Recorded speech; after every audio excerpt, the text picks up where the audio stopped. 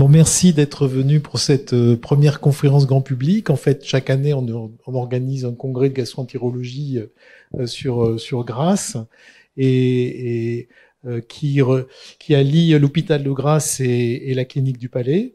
Donc, pour dire qu'on travaille main dans la main dans ces moments très particuliers, c'est bien de dire que une clinique, un hôpital travaillent main dans la main. Et donc cette année, donc on inaugure une conférence grand public et on a la grande chance d'avoir le professeur Xavier Buterne, que je remercie vraiment vivement, qui est une sommité mondiale sur la nutrition et qui va nous faire parler, nous parler un petit peu de comment nourrir nos patients pour les médecins et nous-mêmes aussi en même temps. Et je voulais faire une petite aparté pour Xavier, pour le remercier pour toutes ces années. Surtout Xavier, c'est un scientifique, c'est un meneur d'hommes, chef de service et tout, mais surtout il s'occupe des patients parce que souvent on a des collègues, bon on citera pas de nom, il s'occupe des patients, on l'appelle, on a un problème avec un patient qui nous dépasse, qui est compliqué, on lui fait un mail, on l'appelle et tout, il est toujours d'accord pour le prendre en charge dans son service et je le remercie vivement pour ça. Merci Patrick. Les patients, c'est pour ça qu'on a fait médecine et c'est pour ça, voilà. Donc, même s'il y a beaucoup de choses autour, s'il y a beaucoup de choses à faire, il faut pas oublier pourquoi on est là. Donc c'est une conférence prévention des maladies digestives par l'alimentation. Donc je vais pas parler de traitement par l'alimentation parce qu'il y a des modes d'alimentation qui peuvent permettre des traitements de certaines maladies. Donc on va rester dans la prévention. Donc ça s'applique pour vos patients, nos patients, ça s'applique pour nous-mêmes, ça s'applique pour tout le monde en fait. Alors je vais essayer de vous donner un petit peu, on a de la chance d'avoir des recommandations aujourd'hui, des certitudes. En médecine, il n'y a même pas toujours de certitudes. Enfin des évidences quand même qui permettent de faire des recommandations. On recommande ceci, on recommande cela. On a l'Institut du cancer, on a le réseau NACRE qui est finalement le bras nutrition de l'Institut du cancer qui nous permet d'avoir des recommandations solides, sérieuses, faites par des experts. Parce que vous savez, en nutrition, tout le monde a un avis. Si vous demandez à votre voisin, votre voisine ou dehors à quelqu'un, tout le monde sait. Moi, j'ai l'habitude, j'ai des patients, on me dit mais on m'a dit mais comment avec telle maladie, pourquoi tu ne manges pas comme ça? Moi, je ne savais pas qu'il fallait manger comme ça, mais voilà. Donc tout le monde a un avis. Donc faut faire attention. Et on en reparlera tout à l'heure. Et donc, il faut se baser sur des choses solides. Et puis, j'ai plaisir à faire cette conférence aujourd'hui parce qu'il y a des nouveautés quand même. Il y a des nouveautés. Donc, dans les nouveautés, on n'a pas toujours des certitudes, mais on a des évidences qui s'accumulent, qui permettent de dire, peut-être dans le futur, on va pouvoir faire des recommandations solides dans tel et tel domaine. Donc, ça nous laisse ouvrir un petit peu. Alors, moi, ça fait très très longtemps que je fais de la nutrition. Étant gastro-entérologue, et au départ, on me regardait comme ça, on me disait, ah oui, mais la nutrition, bon, c'est une sous-science de la gastro-entérologie. J'ai eu plaisir maintenant de voir que dans les grands congrès, les congrès américains, les congrès européens, il y a de plus en plus de gens qui s'intéressent à la nutrition, comme quoi les choses évoluent. Alors, tout à l'heure, si je l'allume, ça va mieux marcher. Voilà, là, normalement, ça marche. Regardez, toc. Alors, je commence par ça. L'obésité. Il ne faut pas chercher bien loin, ouais. C'est pas la peine d'aller chercher telle vitamine, ceci, cela. Simplement l'obésité, vous voyez. Donc, et le surpoids. Donc, on a 47% des Français seraient en surpoids, c'est-à-dire l'indice de masse corporelle. Donc, vous prenez votre poids, vous divisez par la taille 2 fois de suite sur n'importe quelle calculette, et vous avez un chiffre, et donc il doit être inférieur à 25. Et s'il est au-dessus de 25, entre 25 et 30, on est en surpoids. S'il est au-dessus de 30, on est en obésité. Puis après, obésité plus sévère, etc. Et donc, vous voyez que ça touche quand même beaucoup de gens. Surpoids, 37% des hommes, les femmes. Obésité, 17% des femmes et 16% des hommes. Alors, on n'est pas, dans notre région, vous voyez, on n'est pas trop mal quand même. Et vous voyez qu'il y a des grandes disparités en France. Et les Hauts-de-France sont la région la plus touchée. Et puis alors, si je vous comparerais ça aux pays anglo-saxons, on est extrêmement bon. Malheureusement, on est quand même en augmentation. Et ce qui est malheureux, c'est que l'obésité est quand même liée au niveau socio-économique, etc. Et vous voyez ici, en fonction de votre travail, etc., eh ben le taux d'obésité est plus ou moins important. Donc ça, c'était juste une photographie sur l'obésité. Alors pourquoi je vous parle d'obésité? Eh ben parce que la surcharge pondérale et le cancer, il y a des liens extrêmement forts. C'est parfaitement démontré. Là, je vous ai mis ici, ne regardez pas le détail, mais ça, hein, c'est des études faites dans les pays, en Angleterre, je crois. Vous voyez, le risque de, par exemple, si vous prenez en haut, le risque de cancer du pancréas, il est multiplié par 2,61, 260% d'augmentation de cancer du pancréas chez les obèses par rapport aux non-obèses. Le cancer du foie, bien sûr, hein, ça on le sait, hein, par le foie gras, etc., ça favorise les cancers du foie. Mais beaucoup d'autres cancers, et vous voyez que les cancers digestifs sont vraiment au premier plan, le cancer de l'estomac, le cancer de l'œsophage, le cancer du côlon et du rectum, hein, est associé également à l'obésité. Voilà. Donc, on sait qu'il vaut mieux ne pas être en surpoids et ne pas être obèse. Et donc, ça veut dire que il y a des mesures de prévention et ça commence tout petit. Hein. Donc moi, je suis très motivé en tant que jeune grand-père, je dirais, pour ça, hein, pour l'alimentation de mes petits enfants, parce que je crois que ça commence très très tôt. Hein. Tous les problèmes de scolarité, etc., les problèmes des écrans, parce que par exemple, aux États-Unis, l'obésité continue à augmenter, alors que l'apport calorique moyen de la population n'augmente plus. Hein, donc c'est plus parce qu'ils mangent trop, c'est vrai, mais ça n'augmente pas. Ce qui réduit, c'est l'activité physique. Hein. Alors on peut me dire ce qu'on veut, qu'il y ait des particularités génétiques, le microbiote, tout ce que vous voulez. Globalement, si on mange moins et qu'on bouge plus, on va maigrir. Ça c'est sûr. Hein. Ça marche tout le temps, mais faut-il le faire encore? Alors, il y a des recommandations, vous voyez, donc les recommandations de l'Institut national du cancer, donc on pourrait presque s'arrêter, hein, pratiquer au moins 30 minutes d'activité physique dynamique hein, tous les jours et limiter la sédentarité. La sédentarité, c'est quoi? Ben, typiquement, c'est les écrans. Hein. Voilà, je suis planté devant mon écran et je bouge plus. Ça, c'est la sédentarité. Et l'activité physique, c'est je vais sortir pour aller marcher, par exemple, vite. Hein, voilà. Donc ça, c'est les recommandations de l'Institut du cancer, hein, c'est pas moi qui le dis. Hein. Limiter les aliments à forte densité énergétique, très riches en graisse et en sucré. Donc c'est le Nutri-Score, vous connaissez tous le Nutri-Score de Serge Jasberg qui a fait une très belle conférence au GIFOD il y a quelques jours, là, et qui est le papa du Nutri-Score et qui a eu du mal à l'imposer, qui est pas complètement imposé. Donc voilà, donc plutôt les aliments du côté vert, hein, voilà. Ça veut pas dire qu'on peut pas manger du rouge, hein, c'est pas, mais voilà, c'est une fois de temps en temps. En nutrition, c'est toujours, il n'y a pas d'interdit absolu, c'est un continuum. Hein. Privilégier les aliments à faible densité énergétique comme les fruits et légumes. Consommer des aliments contenant des fibres alimentaires, surtout pour le cancer du côlon. Hein.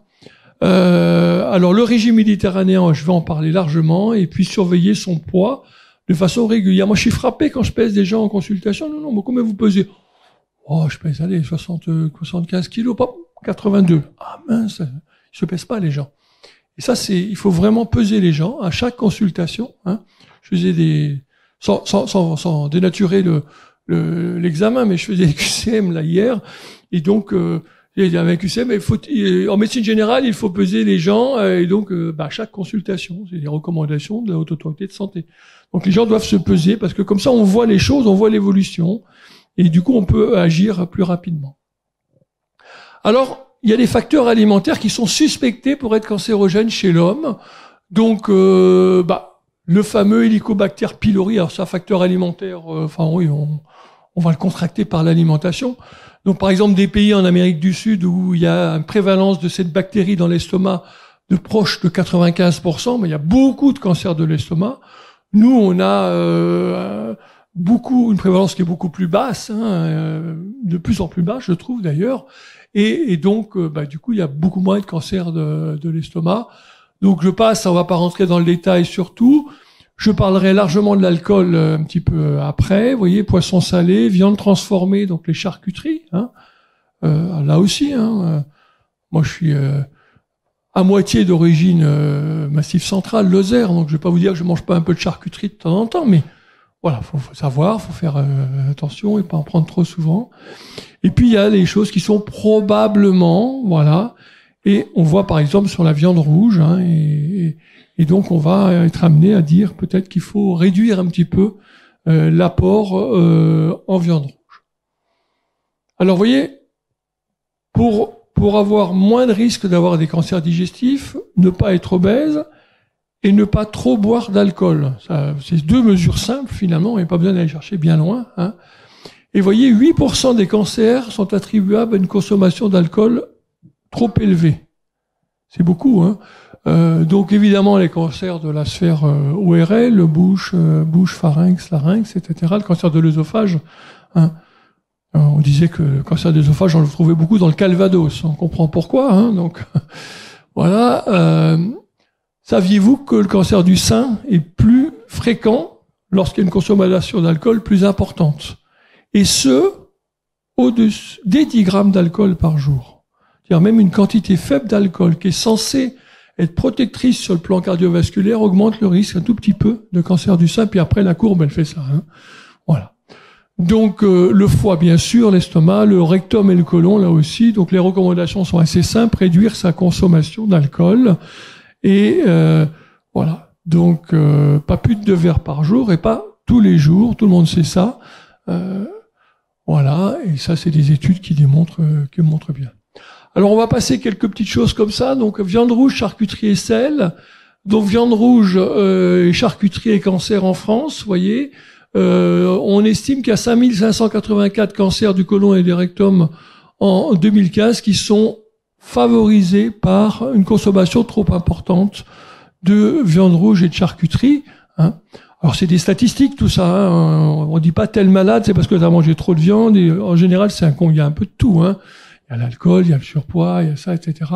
Toujours est-il que pour le cancer colorectal, c'est des choses qui sont maintenant bien établies. Donc les recommandations, hein, c'est le plus intéressant finalement. Manger moins de 500 grammes de viande rouge par semaine. Donc si vous avez pris la côte de bœuf à 250, il vous reste plus beaucoup pour le reste. Alors, à la limite, dimanche, vous prenez une côte de bœuf à 250 grammes. Ouais, pourquoi pas, hein, mais la reste de la semaine, ben voilà, vous n'allez pas manger des steaks hachés tous les jours, quoi. Privilégier la volaille et alterner avec du poisson, des œufs, des légumes secs. Donc faut quand même un peu végétaliser. Je suis pas pour le végétal absolu, hein, mais je pense qu'il faut végétaliser un peu. Charcuterie, moins de 150 grammes de charcuterie par semaine. Vous voyez, c'est des recommandations simples, extrêmement pratiques. Le sel, très lié au cancer de l'estomac. Là, on a des études épidémiologiques qui ont parfaitement démontré tout ça. Hein. Donc, alors, en plus, ce qui est bien, c'est que c'est bon pour le cancer de réduire la consommation de sel, c'est bon pour l'hypertension artérielle, c'est bon pour le cardiovasculaire, etc. Donc, pas trop de sel. Ne rajoutez pas du sel comme ça trop souvent, hein, et essayez de réduire sa consommation de sel. Donc, en privilégiant les aliments faits maison. Alors, on va parler tout à l'heure des aliments industriels, ultra transformés, etc. Sachez que le sel, vous le savez, c'est un exhausteur de goût. Donc, dès que vous achetez quelque chose sous barquette, etc., plat cuisiné, c'est beaucoup plus salé pour qu'il y ait du goût qui ressorte tout de suite et que ça donne envie d'en racheter et d'en consommer. C'est pareil pour le sucre, d'ailleurs. Hein. Donc, si vous faites maison, vous pouvez vous gérer comme vous le voulez finalement et mettre plus ou moins en fonction de votre goût. Et vous verrez que en réduisant, progressivement, vous allez vous habituer et vous dire, finalement, c'est pas la peine de rajouter trop, etc. Il y a eu des choses qui ont été faites récemment, par exemple sur la baguette. Vous savez que la baguette est moins salée que l'année dernière. Voilà. Hein. Je sais pas si vous l'avez ressenti. On le ressent pas tellement finalement, je trouve. Voilà. Réduire la quantité de sel ajoutée en cuisinant. Pensez à d'autres exhausteurs de goût, hein, les épices, condiments, aromates, fines herbes, etc. Le basilic, par exemple. Voilà, super, hein, pour ajouter du goût. Goûter avant de saler, hein, pas saler systématiquement mon goût, non, ça va, c'est pas la peine de saler.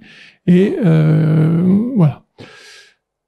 Alors d'autres choses, fruits et légumes et cancer en France. Donc 8800 cas de cancer en 2015 attribuables à une faible consommation de fruits et légumes. Hein, pour des raisons de fibres, pour des raisons de microbiote intestinal, puisque les légumes elles vont pas être absorbées dans l'intestin grêle, ils vont arriver dans le côlon et donc là ils vont nourrir vos bactéries du côlon, votre microbiote, et un bon microbiote va permettre de lutter mieux, par exemple contre des substances cancérogènes, etc. Hein. Voilà. Donc ça diminue les cancers aérodigestifs dans leur ensemble. Donc les recommandations, vous le connaissez, on voit passer ça à la télé tout le temps, hein, c'est le programme national nutrition et santé, 5 portions de fruits et légumes par jour, limiter la consommation de jus de fruits. Mieux, alors le jus de fruits, ce que je veux dire, c'est les jus de fruits industriels, hein, c'est pas du tout si vous pressez votre orange, c'est bon, ça compte comme une portion de fruits et légumes. Voilà. Produits laitiers et cancer en France. Alors beaucoup de gens sont sans lactose, hein, parce que sur le plan digestif, on dit que je prends des produits laitiers, ça me ballonne, etc., etc. Pour autant, si on n'a pas d'apport en lactose, il y a un certain nombre d'inconvénients, notamment sur le calcium, etc. Hein, et ça favorise également les cancers colorectaux. Donc la recommandation, c'est de consommer 2 produits laitiers par jour. C'est pas forcément un verre de lait, hein, ça peut être simplement un yaourt, ça peut être un fromage à pâte cuite, etc. Mais c'est partie des recommandations. Les fibres, on va le retrouver un peu avec les fruits et légumes. Hein, et donc là, c'est pareil. Sur la quantité de fibres par jour, il faudrait 25 grammes de fibres par jour. Alors avec Jérôme Philippi, c'était sa thèse, on avait fait une étude où on s'était intéressé à la consommation d'un certain nombre de choses et les maladies de Crohn. Donc on avait pris des patients, on a dit ils consomment pas beaucoup. Et on avait pris un groupe témoin. Le groupe témoin, c'était les étudiants du service. On s'est rendu compte que les externes, les internes du service, ils étaient à 15 grammes de fibres alimentaires, ils en mangeaient très très peu. Hein.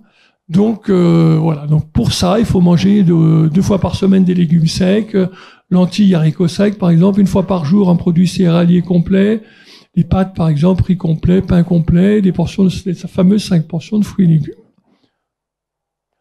Et l'activité physique. Alors, il me parle de nutrition, il me parle d'activité physique. Bon, on a récupéré l'activité physique dans le domaine de la nutrition parce que c'est quand même très lié tout ça. Hein. Et l'activité physique, ça a un rôle important. 3004 cancers, on estime en 2015, sont attribuables à une faible pratique de l'activité physique. On retrouve encore le côlon, le cancer de l'utérus, le cancer du sein. Hein. Et donc les recommandations, vous les connaissez, je vous l'ai dit tout à l'heure, hein, 30 minutes d'activité physique un peu soutenue, hein, et pas rester trop longtemps assis, hein, et éviter trop de sédentarité, même si d'abord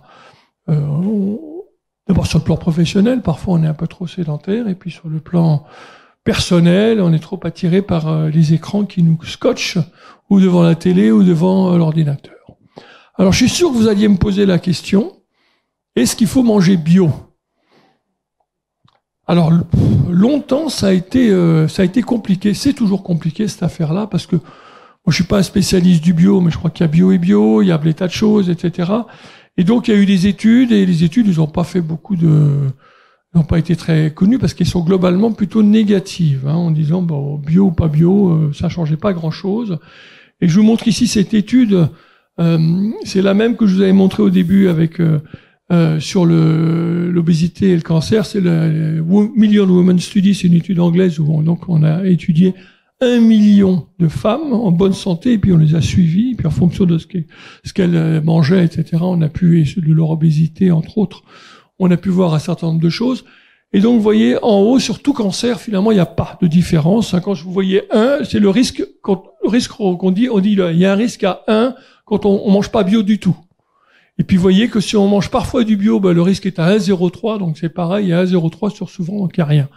Alors, il y a un type de cancer où ça ressortait, là, donc où ça baissait un petit peu quand on mangeait souvent bio, c'était les lymphomes, qui sont des cancers des ganglions. Voilà. Et puis il y a une étude un peu plus récente, là, publiée dans le JAMA, qui a l'air un petit peu plus encourageante. Donc les quartiles, c'est pareil. Donc là, on en a divisé en 3 à gauche, et là on a divisé en 4. Et donc c'est celui de gauche, c'est jamais. Et puis ensuite, c'est un petit peu plus et beaucoup plus. Et donc, vous voyez qu'on réduisait de 30% environ le risque de faire un cancer chez les gens qui s'alimentaient plus souvent bio. c'est compliqué parce que c'est que de l'association. On peut imaginer que les gens qui mangent bio peut-être font plus d'activité physique, peut-être voilà. Donc c'est très compliqué. Hein. Il y a un signal, on va dire. Je pense qu'on va dans le bon sens. En tout cas, faire attention à son alimentation, ce qui est assez fort quand même sur le fameux lymphome. Vous voyez, là, on est quand même très très bas. Donc on a quand même l'impression que peut-être moins de pesticides, etc. Et on sait que c'est des cancers qui peuvent être favorisés par ce genre de choses. Donc on trouve beaucoup de, par exemple, pas d'épidémie, mais beaucoup de cas de lymphome comme des clusters dans des populations, par exemple, d'agriculteurs, etc. Donc voilà, on sait que tout ce qui est pesticides, etc., ça peut favoriser ce type de cancer qui est rare par ailleurs. Hein, donc voilà. En tout cas, il y a commence à y avoir quelques signaux par rapport à ça. Voilà. J'aime beaucoup cette étude parce que alors, j'ai laissé le titre en anglais, c'est par paresse, on va dire, j'aurais pu vous le traduire, mais enfin, healthy lifestyle, vous pouvez comprendre que un style de vie plus sain, c'est-à-dire manger mieux, bouger plus, hein, d'accord, on a compris, et survenu d'un cancer du côlon. Donc, 2 études, hein, des études sur les infirmières et des études sur les professionnels de santé.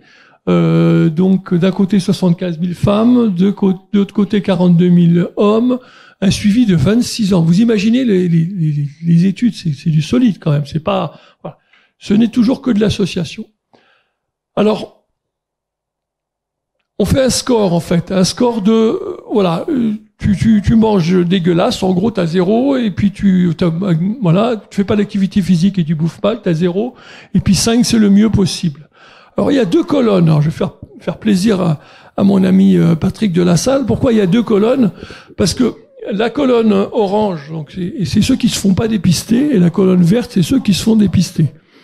Ce qu'on disait tout à l'heure. Donc le dépistage du cancer colorectal, même si vous bouffez mal, vous voyez, donc vous êtes à 0 là-bas à gauche, ben c'est quand même, vous voyez, mieux de se faire dépister que pas dépister. C'est sur la mortalité quand même. Hein. Donc c'est quand même, vous voyez, c'est quand même assez fort. Non, ça c'est l'incidence, pardon. La mortalité, elle est sur la colonne de droite. Mais même sur la mortalité, ça marche. Donc le dépistage du cancer colorectal, le test FIT, c'est ça, hein, voilà, voilà. Et s'il est positif, allez voir son gastro-entérologue pour faire une coloscopie. Ça permet de réduire. Mais par contre, en dehors de ça, hein, toutes choses étant égales par ailleurs, vous voyez que quand on améliore on va vers un mode de vie plus sain, eh bien, il y a moins de cancer colorectal et voilà. Donc, l'idéal, c'est de se faire dépister, hein, et d'avoir un score à 5 ou supérieur à 4 là, et vous voyez que le risque d'avoir un cancer colorectal ou d'en mourir, eh bien, il est diminué. Donc, c'est des choses quand même assez fortes. Hein. Je vous montre qu'une étude à chaque fois, parce qu'il faut en monter d'autres. Hein. Il y a beaucoup de choses, bien sûr. Hein. Donc ça, surtout ne regardez pas en détail cette diapositive qui est très mal faite. Ce qui est important, c'est qu'on est là, dans cette diapositive, on est dans la prévention secondaire. C'est-à-dire que c'est des gens qui ont eu un cancer colorectal, et les sociétés américaines, je sais plus, de cancérologie, voilà, a dit, on va leur recommander, une fois qu'ils ont fait un cancer, ils ont fait un cancer, pas de chance, on les a soignés, super, ils en meurent pas, tant mieux. Du coup, essayez de pas en faire un deuxième. Et pour pas en faire un deuxième, on leur dit, voilà, à gauche les recommandations, et vous avez des points. Hein. C'est toujours les mêmes là, que les recommandations. Pas d'obésité, l'activité physique, hein, limiter la consommation de charcuterie et de viande rouge, c'est toujours les mêmes. Hein, et vous faites des points comme ça. Eh bien, quand vous avez ici plus de points, le groupe qui a le plus de points va pas regarder les chiffres, faites pas confiance. Hein. C'est trop fastidieux de regarder ces chiffres. Mais quand il y a plus de points, vous récidivez moins. Voilà, tout simplement. Même si vous avez fait un cancer, c'est jamais trop tard. Vous pouvez vous y mettre. Ok, j'ai fait n'importe quoi, j'ai bouffé que des steaks frites, des McDo, des machins, etc. Maintenant que j'ai fait un cancer, j'ai réfléchi un peu, je me mets un peu plus à manger vert, à bouger un peu plus, etc. Et voilà, je vais moins récidiver que celui qui n'a pas changé. Ça marche aussi, je tiens à vous le dire, pour le cancer du sein, c'est extrêmement clair. Hein. Aujourd'hui, une femme qui a fait un cancer du sein, elle doit être engagée dans des programmes d'activité physique, elle doit être engagée sur un suivi diététique, et la reprise de poids après cancer du sein est associée à une récidive, c'est très très clair, quels que soient les sous-types, etc., l'agressivité du cancer, c'est des choses qui sont très claires. Donc, on l'avait pas démontré pour le cancer colorectal, ça a été démontré d'abord dans le sein, Et je trouve que c'est bien qu'on l'ait démontré dans le cancer colorectal. Alors, donc je vous ai fait un peu le tour là pour le cancer, et je regarde l'heure. Hein, donc les maladies inflammatoires de l'intestin, qui est un peu ma marotte, on va dire. Donc vous voyez, il y a une épidémie. Hein, vous voyez ici, c'est la une de notre journal de gastro-entérologie, c'était en 2017, mais ça continue. Hein. Donc à gauche, vous avez en rouge le premier cas de rectocolite hémorragique, et puis vous voyez que ça augmente. La maladie de Crohn, c'est pareil. Ça augmente chez l'enfant et ici en France. Donc c'est vrai que de plus en plus, on a cet intestin qui s'enflamme, soit avec une maladie de Crohn, soit une rectocolite hémorragique. Voilà. Donc pourquoi? Alors, première, je voulais vous le mettre tout de suite parce que je trouve que c'est quand même un élément assez fort, parce que ça repose sur, c'est des méta-analyses, ça. Donc chaque ligne, c'est une étude, puis on fait la synthèse des études, et puis on fait la statistique à la fin, et on dit, voilà, les bébés qui ont allaité, ils ont moins de risque d'avoir une maladie inflammatoire de l'intestin, et les bébés qui ont allaité plus longtemps, ils ont encore moins de risques, hein, pour des tas de raisons, si vous voulez. Donc l'allaitement, c'est déjà un élément. On sait qu'il y a un lien très fort entre l'alimentation et les maladies inflammatoires de l'intestin. Je vous la fais très courte, hein, c'est une des premières études qu'il avait montré, c'est au Japon. Vous voyez, le registre japonais là-bas, à gauche, c'était l'incidence des maladies de Crohn au Japon. Il n'y en avait pas. Il n'y en avait pas. Ça n'existait pas au Japon, du tout. Puis vous voyez que la courbe, là, le papier à l'époque était publié en 96 et s'était arrêté en 85. Là, les données, vous voyez que ça a augmenté, et puis ça continue. Hein, et puis c'est un des pays où il y a le plus de maladies de Crohn maintenant, etc. Et il y a un lien très fort avec les modifications de l'alimentation, la consommation de graisse, etc., etc. Là, c'est que l'alimentation de ces pays a complètement changé. Hein. Globalement, si vous voulez, il y a un parallèle très clair qui est fait entre la mondialisation de l'alimentation et puis la survenue de ces maladies. Moi, quand j'ai commencé, par exemple, à m'intéresser à ces maladies, il y avait les patients d'origine du Maghreb, par exemple, ça n'existait pas. C'était rare de voir quelqu'un d'origine algérienne, marocaine, tunisienne avoir une maladie de Crohn ou une rectocolite hémorragique. Maintenant, c'est la grande partie de la majorité de nos patients. Et quand on va là-bas et qu'on discute avec les collègues, notamment, il y a quelque temps, j'étais à Alger, je discutais, mais ils ont des formes extrêmement sévères, etc., parce que il y a eu une mondialisation et une alimentation qui a changé. Alors, sur l'alimentation, on est toujours pareil. Ce qu'on sait, donc je vous fais ici en 5 photos, la synthèse de centaines d'études épidémiologiques. On retrouve les graisses animales, les acides gras N-6, hein, voilà. On retrouve les sucres raffinés, hein. Donc c'est pour ça que je vous disais le jus de fruits acheté tout fait en bouteille, etc., très sucré, c'est pas génial. On retrouve toutes les fritures, etc., les boissons sucrées, donc ça c'est plutôt négatif. Et ce qui est plutôt positif, c'est ça. Autrement dit, les gens qui dans leur vie consomment plus ce qui est en haut et moins ce qui est en bas font plus de maladies. Et à l'inverse, ceux qui consomment plus ce qui est en bas et un peu moins ont plus de risques d'avoir une maladie. Bon.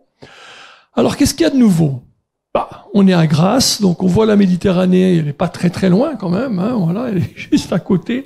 Voilà, vous avez les oliviers, vous avez tout ça. Donc ce monsieur à gauche, Ansel Keys, vous voyez, donc sa date de naissance, 1904, il est mort en 2004. Alors je dis pas que c'est parce qu'il s'est appliqué le régime méditerranéen, mais je vois un signe quand même. Voilà. Et ce monsieur, donc, c'est le premier qui a fait l'étude des 7 pays et qui avait dit que, vous voyez, en Crète, on comprenait pas pourquoi les Crétois vivaient plus longtemps et faisaient moins d'accidents cardiovasculaires. Donc c'est le premier qui a mis ce concept un petit peu en avant. Et vous voyez, on retrouve l'activité physique, on mange en famille, hein, on mange plutôt des graines, des fruits, des légumes, etc., le poisson, et puis vous voyez, la viande, elle arrive tout en haut, et puis il y a un peu de glace quand même. Hein. C'est pas interdit de manger une glace, mais c'est pas tout le temps. Voilà. Et donc, c'est le principe un peu de l'alimentation méditerranéenne. Alors pourquoi je vous en parle? Parce qu'il y a des nouveautés. Donc des nouveautés, là c'est en Suède où ils disent que, vous voyez, quand par exemple les gens mangent un peu plus de régime méditerranéen, au 4e quartile, ils ont moins de risque de faire une maladie de Crohn. Alors je sais pas ce que c'est que le régime méditerranéen en Suède, encore qu'on a été à Stockholm l'autre fois, on a mangé, c'était ma foi. Mais moi je me suis fait avoir parce que j'ai pris le strudel et la portion de frites avec, elle était comme ça. J'ai même une photo. J'ai pas pu finir, voilà. Mais bon, on peut manger méditerranéen dans ces pays-là, mais surtout cette étude, elle est magique, elle est extraordinaire. Donc c'est le GEM Project, donc c'est un projet canadien Et en fait, ils ont pris des patients et ils ont étudié leurs enfants, 2289 enfants de parents atteints de maladie de Crohn. Ils ont observé ce qu'ils mangeaient, donc il y a des questionnaires alimentaires, c'est très très très bien, etc. Et puis ils ont séparé ici en deux groupes, ceux qui sont alimentation plus proche de méditerranéenne et ceux qui sont non méditerranéennes. Donc bon, c'est imparfait, bien sûr, parce que c'est vraiment un pattern un petit peu global. Ce qu'ils ont montré, c'est qu'il y avait des modifications majeures au niveau du microbiote intestinal, donc les bactéries du côlon, qui sont donc ils ont des analyses de sel régulièrement, etc. Et par exemple, cette bactérie, celle d'en bas, la Faecalibacterium, eh bien, elle est augmentée et on sait que cette bactérie, elle protège de la maladie de Crohn. On sait que les deux autres au-dessus, elles favorisent l'inflammation chronique, etc. Et donc, ils ont pris que des enfants qui étaient pas malades. Et puis, ils ont étudié ce marqueur, qui est un marqueur qu'on utilise en pratique clinique. Et en fait, ce marqueur, il augmente quand il y a de l'inflammation, même si l'inflammation, on n'a pas fait le diagnostic encore. Et vous voyez qu'on sait qu'il y avait moins de personnes qui avaient ce marqueur élevé lorsqu'ils avaient une alimentation plus proche de l'alimentation méditerranéenne. Donc c'est assez fort comme argument, je veux dire, pour dire que l'alimentation méditerranéenne, elle est sûrement protectrice pour la survenue d'une maladie inflammatoire intestinale. Je m'arrête sur ce sujet et je voudrais vous parler dans les quelques minutes qui restent, oui ça va, de ça. L'alimentation hautement transformée. Donc tous les aliments qui ont subi des processus industriels, je lis, physiques, chimiques, biologiques, donc vous avez là, ils contiennent des substances comme la maltodextrine, les huiles hydrogénées, les aminomodifiés, les agents aromatisants, les cosmétiques, les colorants, les édulcorants, etc. Et tout ça, c'est des aliments hautement transformés. Alors si je vous demande ici à tous et à toutes, vous allez dire non, la grande majorité, vous allez me dire non, moi j'en mange pas, ou peu. Je vous dis ça parce que je demande à mes patients et en fait tout le monde me dit j'en mange pas. Voilà. Pourtant, les statistiques, c'est terrible. 30% de notre apport calorique, ça vient de ça. C'est des aliments hautement transformés. 30%. Alors on est encore bon, vous voyez. J'avais fait le topo en Belgique, et vous voyez, la Belgique est comme nous, à peu près 30%. Et vous voyez que, voilà, Angleterre, États-Unis, voilà. Donc on est quand même pas trop mal. Vous voyez, il y a un lien aussi, vous voyez, l'obésité, tout ça. Bon, ok. Donc, ça pose quand même question. Donc vous avez maintenant une classification qui vous aide à comprendre ce que c'est que ces aliments. Donc en vert, bon, on va comprendre facilement. C'est les fruits frais, pressés, réfrigérés, congelés. Congelés, c'est pas transformé, c'est congelé. Vous pouvez faire vos fraises, acheter vos fraises fraîches et les congeler. Je sais pas si les fraîches décongelées c'est bon, mais peu importe. Donc à congeler c'est bon. Vous avez, vous voyez tout ce qu'il y a là, les œufs frais, le lait pasteurisé c'est pas transformé, le yaourt nature, les fruits de mer, le beurre, etc. Ensuite, on va pas regarder les colonnes du milieu, on va regarder ce qui est hautement transformé, c'est ça. Donc les sodas, les snacks, la crème, le chocolat, les confiseries, pain emballé, margarine, pâte à tartiner, etc., etc. J'en passe, nuggets, saucisses, etc., etc. Viande et poissons reconstitués. Je vais vous montrer des exemples pratiques. Alors, on peut imaginer que spontanément, on aurait dit que ça, c'est ultra transformé, quand même. Puis en plus, en densité énergétique et tout, on est d'accord. On est d'accord avec Serge Asberg, donc c'est Nutri-Score, c'est pas bon sur le... Ok. Moi, j'avoue que le sandwich suédois au saumon, quand même, j'avais un peu tendance à penser que c'était plutôt bon pour la santé. Il est ultra transformé. Les carottes râpées. Oui, parce que pour les garder pendant 3 semaines dans le rayon et qu'elles soient encore valables avec une date de péremption, parce qu'essaye de râper tes carottes, tu les mets dans ton frigo et tu vas les manger 3 semaines après, ça va pas le faire. Voilà. Donc voilà. Alors, je vous donne un scoop, c'est ça. Ce Open Food Facts. Je fais pas de la pub, franchement. C'est des gens qui se sont... Donc c'est mondial, et là vous avez la version française. Vous allez là-dessus, vous allez dans un rayon, vous scannez n'importe quel aliment, il va vous dire si c'est transformé, pas transformé, il va vous dire ABCDE sur le Nutri-Score, et il va vous dire également si ça vient de loin ou pas, donc sur le plan de l'écologie. Donc vous avez les 3 possibilités. C'est gratuit. Après, vous dites, si vous êtes content, vous pouvez nous donner un peu de sous, ça nous aide. Mais bon, vous faites ce que vous voulez. Mais en tout cas, voilà, openfoodfacts.org, il y a des milliers et des milliers et des milliers de produits. Je vous mets au défi de trouver un truc qui y est pas, c'est extraordinaire. Et donc, ça donne des renseignements intéressants, voilà. Alors, c'est sûr que, toi, mes petits-enfants, quand je les ai, moi, l'été à la maison, là, j'évite, quoi, hein. Et donc, la compote de pommes faite maison, la salade de fruits maison, ils adorent, en fait, hein. Donc, pas obligé de donner des produits, des trucs comme ça, voilà. Après, c'est pas interdit, c'est tout un problème de quantité. Alors, pourquoi on mange beaucoup de transformés? De quels aliments ça vient? Alors, excusez-moi, c'est toujours en anglais, mais avec la grande partie, c'est le petit déjeuner. Pourquoi? C'est les céréales du petit déjeuner qui sont beaucoup ultra transformées, donc on en consomme pas mal, hein. Et puis après, c'est tout ce qui fait les graisses, les condiments, les sauces, etc.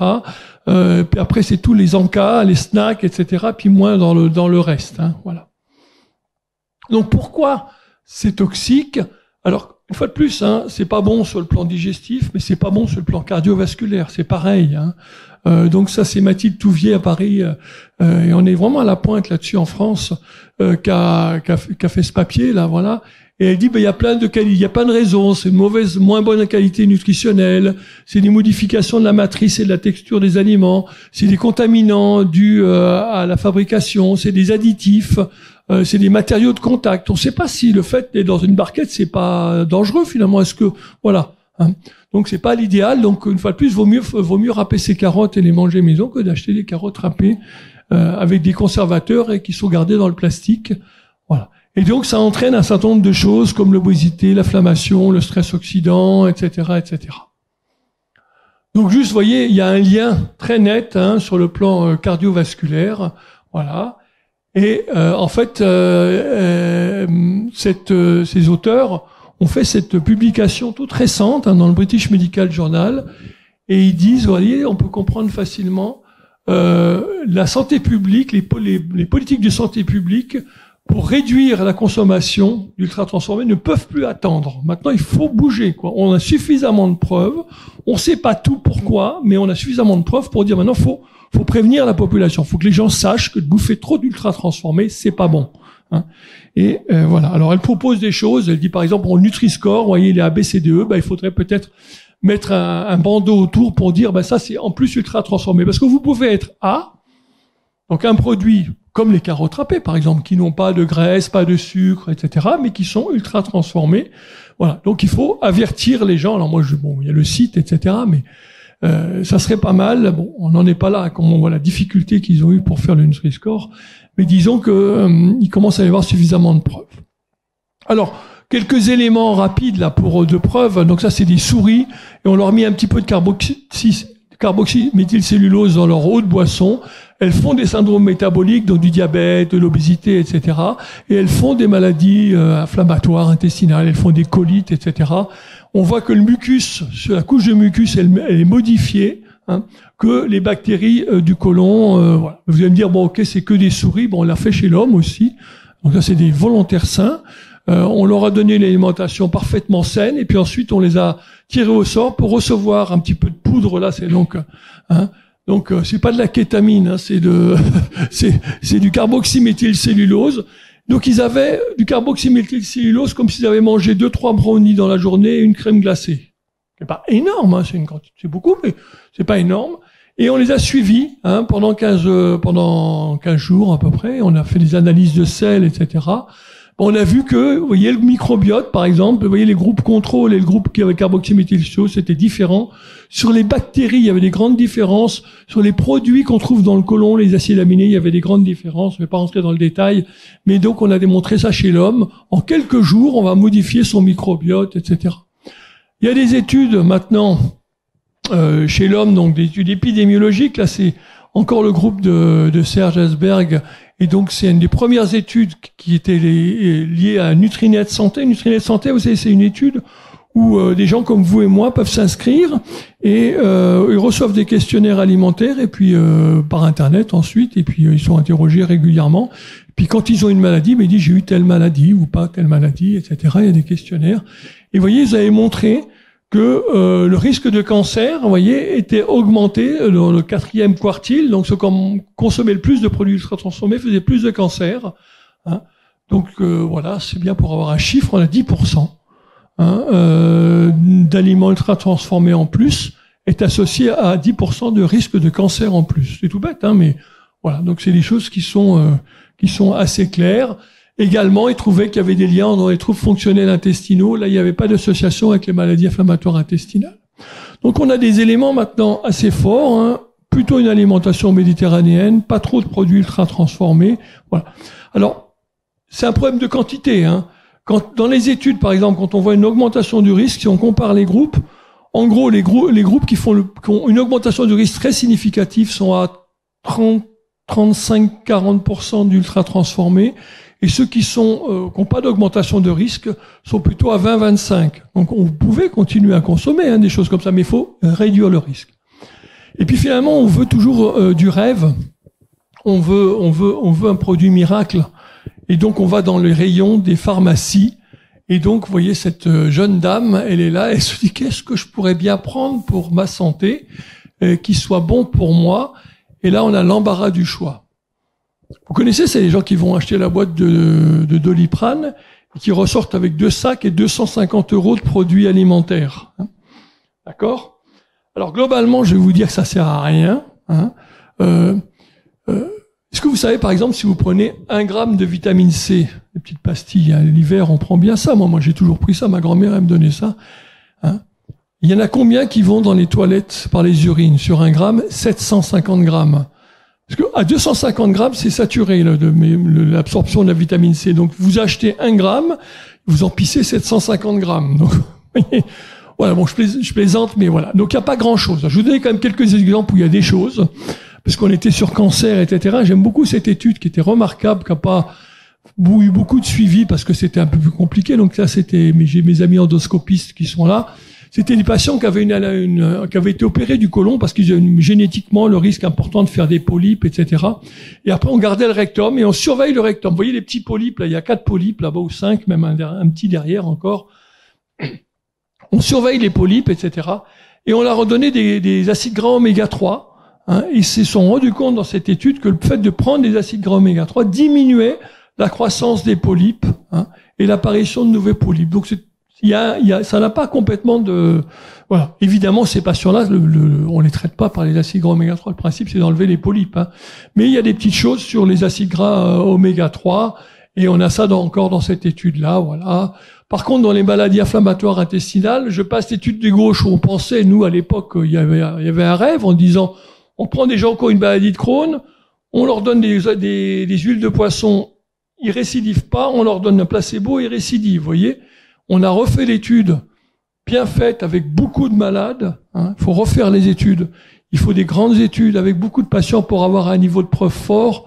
Vous voyez que la maladie de Crohn ne se traite pas par les acides gras oméga 3 parce que les 2 groupes font pareil. Nous, on avait inclus 20 malades dans cette étude. On était tout contents parce que les gens étaient ravis et c'était bien toléré, mais ils récidivaient autant que les autres. Donc, vous voyez, c'est pas la pilule miracle.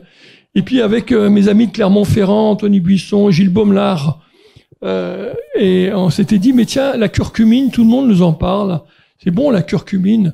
Et donc, on a dit, voilà, ça avait fait même la une d'un journal. Donc, il n'y a toujours pas de la kétamine, c'est de la curcumine, voilà, toujours en poudre. Et en fait, on a pris des gens qui avaient une maladie de Crohn, et puis on leur a donné après l'opération, qui ont été opérés, on leur a donné après l'opération un médicament, un immunosuppresseur pour prévenir la récidive. Puis on a fait une coloscopie à 6 mois, et on leur a donné de la curcumine, 3 grammes par jour pendant 6 mois, ou un placebo. Et puis on a essayé de voir s'il y avait plus ou moins de récidive endoscopique. Sur la colonne de gauche, vous voyez qu'il n'y avait pas de différence, entre curcumine 67%, 58%, c'est pas significatif, donc on peut rien en dire. Par contre, sur les récidives sévères, alors je passe le score qu'on avait pris, etc. Il y en avait plus dans le groupe curcumine que placebo. Ça, c'était à la moitié de l'étude, donc on a dit on arrête, c'est pas la peine de continuer. Donc quand on évalue les choses un peu sérieusement, finalement, on voit que voilà. Pour terminer, avant les recommandations et à ma dernière diapositive, dire sur le plan des compléments alimentaires, je pourrais vous en faire des heures. C'est un monde extraordinaire, c'est un business extraordinaire avant tout. Avant tout, c'est un business. Et je dis toujours là, je vais prendre ma retraite dans quelques mois ou je sais pas exactement, mais bon, peu importe. Moi, je vais créer une boîte de compléments alimentaires, moi, avec mon nom et tout, je vais mettre et je vais dire, ça c'est bon pour ça, je vais pouvoir le vendre comme ça. Il suffit que je fasse un truc, je dis c'est bon pour ça. Personne ne me demande rien. Je trouve que c'est hallucinant, quoi. C'est hallucinant de pouvoir faire des choses comme ça. Hein, il y avait un truc extraordinaire, c'était, vous savez, les escargots, quand ils cassent leur coquille, ça se répare, en fait, avec leur bave, en fait. Et donc, ils ont fait un truc pour le cartilage à base de bave d'escargot. Et ils le vendent. Vous bouffez la bave d'escargot en capsule ou je sais pas quoi pour vos cartilages. Enfin bon, c'est des trucs incroyables. Donc faites très attention. Et aujourd'hui, on dit il n'y a pas de recommandation de compléments alimentaires systématique. Il y a des carences qu'il faut corriger et vous voyez avec votre médecin, etc. Mais c'est pas systématique. Donc pour terminer, qu'est-ce qu'on peut dire pour l'avenir? Les recommandations de l'Institut du cancer pour le cancer, c'est aller vers, vous voyez, hein, voilà, plus de poissons, plus de fibres, du bio, pourquoi pas. Oui, ils ont mis le bio, hein, donc les produits laitiers, etc., l'huile d'olive, augmenter plutôt les fruits et légumes, vous voyez, très clairement, hein, et puis réduire l'alcool, la viande, la charcuterie. Les frites et les produits salés sucrés. Et finalement, pourquoi pas aller vers une alimentation plus santé? Alimentation santé, c'est quoi? C'est privilégier un peu les produits frais, hein, le marché plutôt que le supermarché, encore que dans les supermarchés, vous pouvez très bien acheter des produits frais excellents qui viennent de nos petits producteurs. Hein. Je vais pas donner une marque, mais c'est vrai que moi, je vais à un supermarché où c'est les producteurs d'à côté qui viennent et qui amènent des choses. Il suffit de trouver les bons produits. Hein. Préférez un peu le poisson quand même, hein. Cuisiner maison. Dans les recommandations, je sais pas si ça y est là, mais on dit il faut manger 5 jours par semaine maison. Ah mais le midi je suis au travail. Bah oui, mais vous pouvez manger maison en étant au travail. Vous pouvez amener votre gamelle, que je veux dire. Moi j'amène ma gamelle tous les midis. Hein. Donc voilà. Bon. Adoptez le végétal et n'oubliez pas évidemment l'activité physique. Et je vous remercie.